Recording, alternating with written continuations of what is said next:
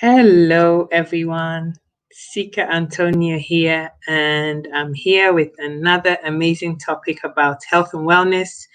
And today, I just wanted to talk about how you can boost your immunity through COVID.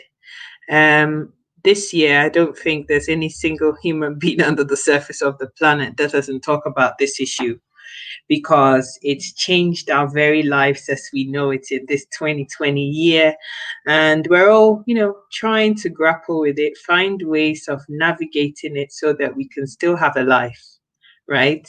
We can still have a life in 2020 and be safe and well. Hope that 2020 comes and passes and 2021 comes and COVID somehow is sorted out. Now, in the middle of this pandemic, what do you do? How do you make sure that you're still safe, you're still well, and your health is as good as it can possibly be? Like you, as a person, have done everything you can humanly possibly do to make things happen right for you. So that's what I wanted to talk to us all about this afternoon. It's not going to be a very long one, but I just wanted to give a few, tips here and there about how to do it. The common sense stuff, the everyday knowledgeable stuff, I'm sure that everybody knows. Wash your hands, social distance, wear your masks, and all of those things. We all know. But as an individual, what do you do? What do you do to make sure that your health, your immunity is at an all-time high? What can you do to protect yourself? We can do all these sensible things. They're all good. Follow them. All the, things that the medics tell us to do all of them. Wash your hands, stay away from people, do all of those things. But there is more that you can do for yourself as well. Number one is that with your diet, because that is something that only you have control over. Only you decide what you put into your mouth, unless, of course, you're force fed. But if you're not force fed and you get to choose what you want to eat and what you put inside of your mouth, then I think that you have control over what goes inside of you. And so the first thing to say is that you need to better manage your nutrition, what you're eating. Look at how you're eating it and what it is that you're eating and make better choices. What am I saying? A lot of us Africans, especially, like a lot of stodgy foods. It's in our culture. That's the food that we like. All the rice, all the potatoes, all the fufu, all the, banku, all the kenke, all of those things that we love, the waches, the jollofs of this life, all of those things are full of carbohydrates. Now, carbohydrates have their place. It's not to say there's some evil thing that you should never have again. But all we're saying is that you need to portion control. So you have your plate, half of your plate is vegetables, the other half you split into two. So it's like a quarter of your plate. If you divide your plate into four equal parts, two of those equal quarters should be your vegetables. One quarter will be your carbs, and the other bit will be where your protein goes. So your chicken, your beef, your fish, whatever it is you're making your protein, that is where it will go. So that will be number one. Number two, your vegetables that are filling half of your plate, you want to make sure they're cooked with minimal heat, just enough that you can eat it. And number two, that you don't put a lot of stuff on there, dressing that has a lot of sugar and oil and salt and all of those things. You want to eat it in its rawest form as possible. So if you're able to eat carrots raw, do that. If you can't, then don't cook it till it's like soggy and all mushy, like you can touch it and it'll all just squidge in your hands. And eat your vegetables that way. At least you're keeping a lot of the nutrients that you need inside, and you're getting the fiber, which you need anyway, to help with metabolism and keep your sugar levels at an optimum level. So essentially what I'm saying is that have a low carb diet. Reduce the portions of fufu and banku and rice and jollof and all of those things that we all love. reduce the portions of those and incorporate vegetables in your diet. I know I am West African. I know that a lot of us either have very little vegetable or none at all. Most people don't have any vegetables or any fruits whatsoever. And that is terrible. That is really bad because all the vitamins and minerals and nutrients that are only found in fruits and vegetables, believe it or not, we are depriving ourselves of. A lot of people get on the defensive when you talk about eating fruits and vegetables. Oh, but I eat fruits and vegetables. I eat okra stew. I make kontomire for myself. I eat spinach. What do you mean by I don't eat fruits and vegetables? Darling, you don't eat enough. The medics say that we should have 7 to 13 portions of fruits and vegetables every single day. How much of that do you eat? With all my spinach and all my carrots and broccoli and all of that, and I was being all healthy, and I thought I was the health expert in my family. I was struggling to do my 7 or 5 portions a day. And a portion is equal to about a cup full of, whatever veg or fruit it is that you're having. So if you're having 2 carrots and you're saying that, oh, I eat fruits and vegetables every day, you're kidding yourself. We need the variety of fruits and vegetables, but we also need the good quantity of it to be able to get the value that we need out of it. God put nutrients into fruits and vegetables for a reason. And, anybody who wants to go back to nature to find good health will tell you that it's all in fruits and vegetables. It's all in plants, and, if you get it in the rawest possible form, you get the best nutrients. And, I embarked on this whole journey about being healthier with myself about 3, 4 months ago, the 6th of June. So it's probably going on 4 months now. And it's been a journey. I've had to make a lot of adjustments to the way that I approach food. It's a journey. It's not a 1 day sprint that you do and that's the end of it. It's a journey. Now, I want to say to my African people that are watching this, wherever you are, that don't think that Rome was built in a day. Like you can just get up 1 day and then it's all going to be fine. But what I am saying though is that you have to decide that you have to make change and commit to that change. And it's with small little things, baby steps every single day. Guys, if you eat a ball of kinky every day, have half a ball.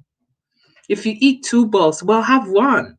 Start like that. And, initially your body might resist it, not like it, but you have to persevere and keep going. Keep going. Keep at it because you're doing yourself a favor. You know that you're helping your body. You know that you're doing this for you, and your body will thank you for it, guys. Can I tell you that all these carbohydrates that we eat, the kenke, the banku, the fufu, all these things, whether they're sweet or not, and that is another, myth or deception that all of us carry. I did too, is that all of these carbohydrates, even though they may not be sweet when you're eating them, the fact is that when it gets broken down inside of your digestive system in your tummy, it all becomes sugar.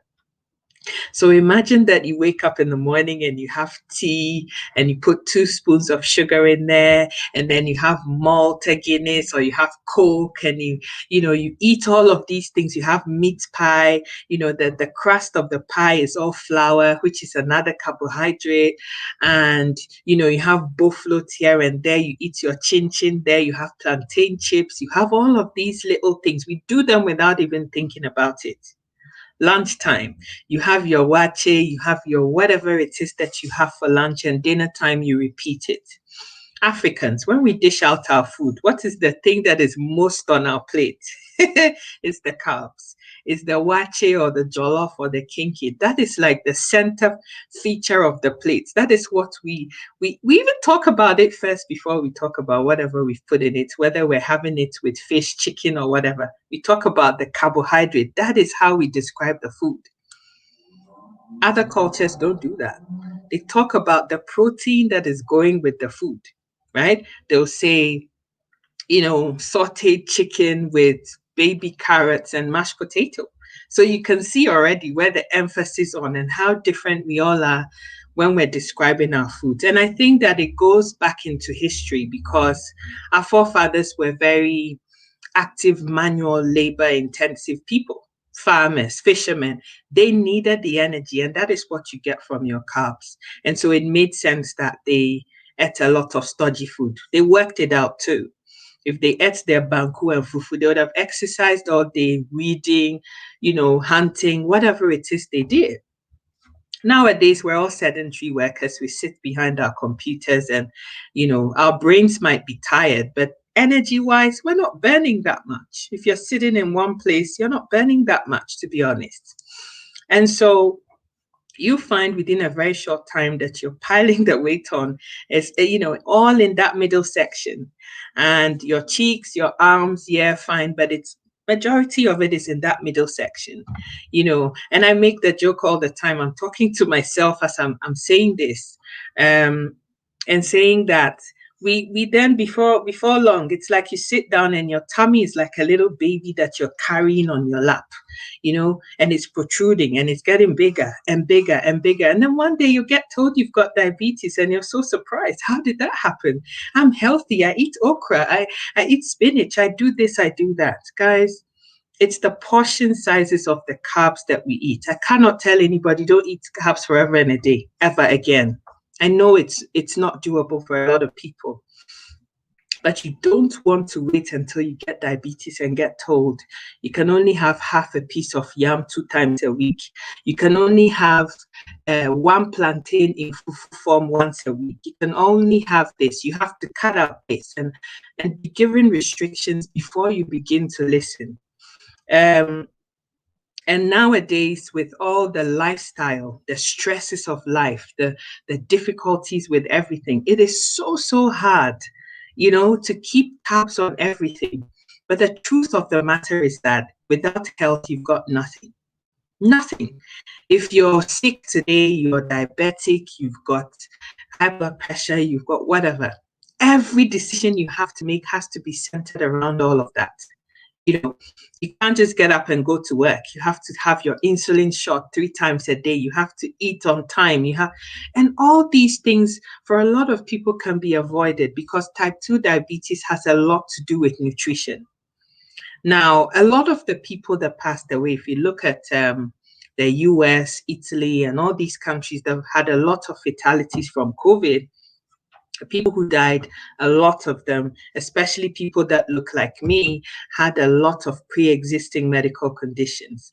They were the people that went, in high-paying jobs, but then worked really hard. Some of them did 2-3 jobs just to keep, just to keep their bills paid and stuff. But the downside to that was because of all that stress, they didn't pay any attention to nutrition, to what they were eating. It's like they just grab and eat without thinking about what they're actually doing. And they paid a hefty price with their lives for it. And so, guys, if you haven't heard anything I've said today so far, all I'm saying is that please pay attention to your food. When you go to dish out stuff on your food, on your plate, think about what you're eating and portion control. Have less of the carbohydrates and eat more of the vegetables. You need protein, but you need vegetables. That's where all the nutrients are. So that is the first thing I'd say, low carb nutrition. It helps you to keep low the spikes in your sugar level. So when you wake up in the morning, you haven't eaten, you've been fasting whilst you're sleeping, right? For, let's say, 10 o'clock at night till 6 o'clock the next morning when you wake up, or whenever time you wake up. 8 hours of sleep minimum is what we're told to have. As you grow older, you probably don't get that. But assuming you wake up at 6 in the morning and you slept at 10 the previous night, that's 8 hours where you've been fasting. And some people don't eat maybe a couple hours before they sleep. So 10 hours of no eating. So you've been fasting for that time. The food has all been digested. The body's taken out what it needs. The rest is about to come out the other way. And so your sugar level is quite low.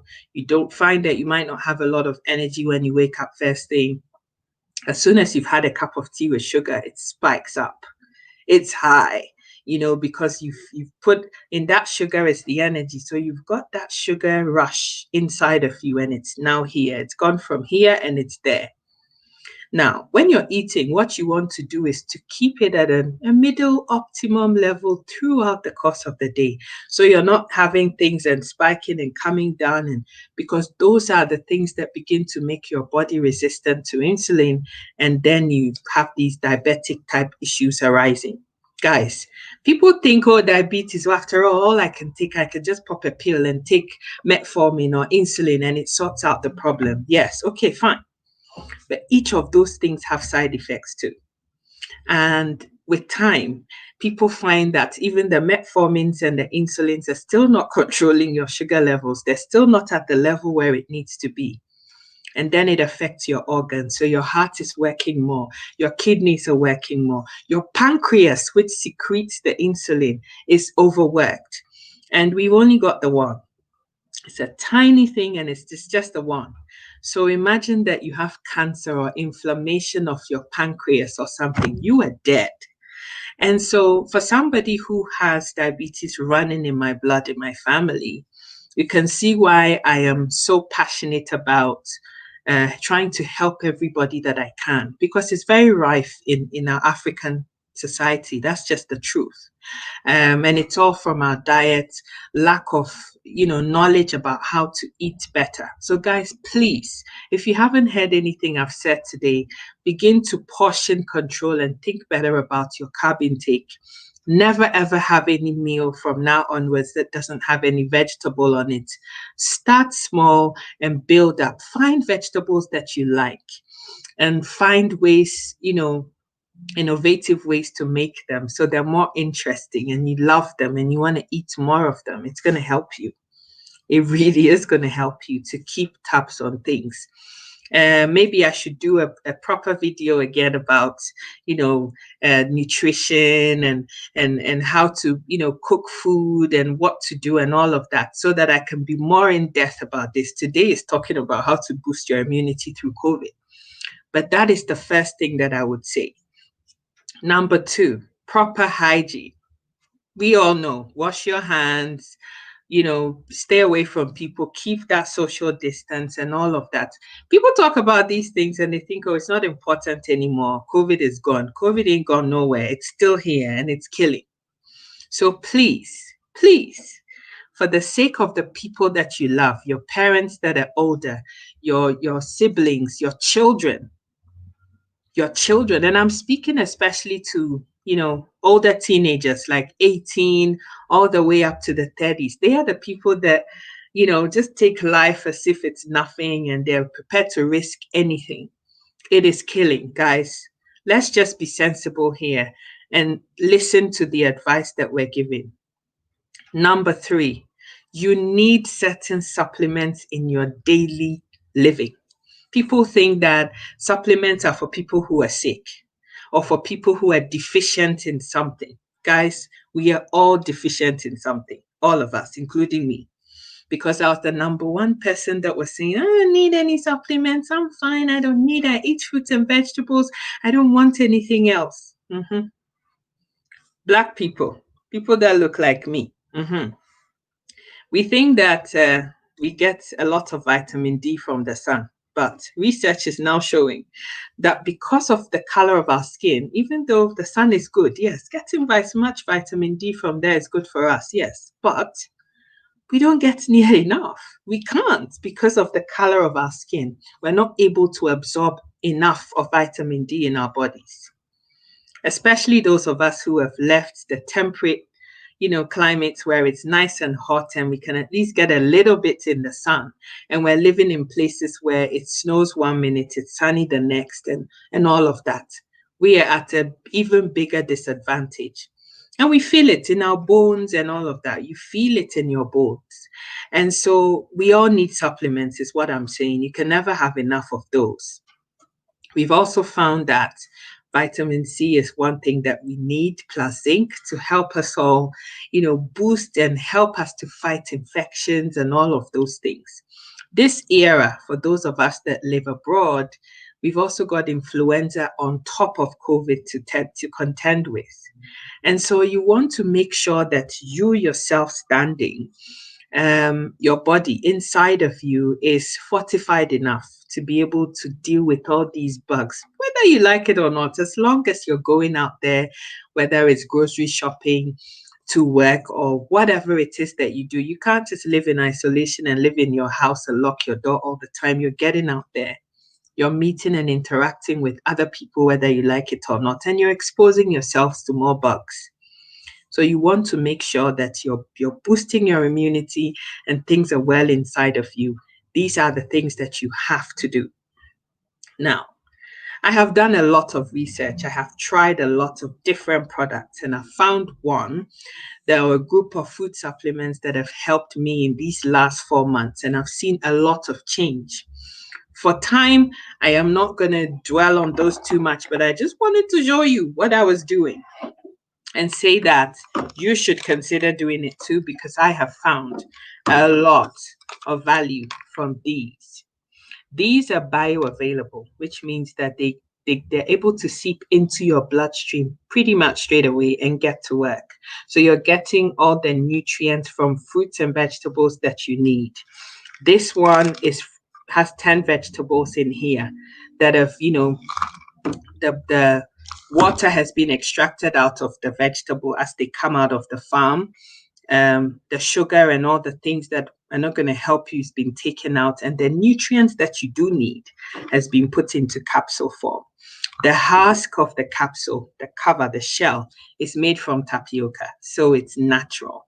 All the stuff in here is natural for you, and it's going to help you to boost your immunity in this time. You don't just want any supplements. People say, oh, but there's supplements in the shop, and why can't I take those? You can, but these give you even better value because of the fact that it's bioavailable. Not all supplements are bioavailable. These ones are. And so they get to work straight away and begin to change things in your health to boost your immunity and keep you fortified in these times. I am very prone to colds and all of this chest infection and antibiotics and all of that. I've taken these for 16 weeks now, and I can tell you, no antibiotics. I haven't had a cold. I haven't had a flu in this time because of these. My energy levels are through the roof. You need that to be able to move around, get more active, get your heart pumping and all of that to help you. All of these things are going to help you to boost your immunity. Sleep. Sleep is something that you can't put monetary value on. I know life is stressful, especially if you're in the middle ages like me. Life is stressful. You have work to think about, you have family to think about, your aging parents.